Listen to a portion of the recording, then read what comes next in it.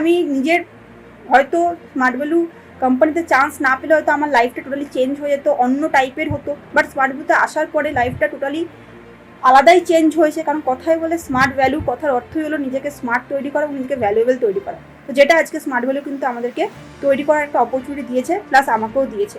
তো জীবনে এখান থেকে অ্যাচিভমেন্ট বলতে নিজের টাকায় ফোন কেনা, নিজের টাকায় আজকের দিনে এইচপি ল্যাপটপ পারচেস করা, নিজের টাকায় আজকের দিনে স্কুটি পারচেস করা, এছাড়াও রিসেন্টলি কিছু দিন আগে নিজের টাকায় 4 হুইলার কার বুক করেছি অলরেডি।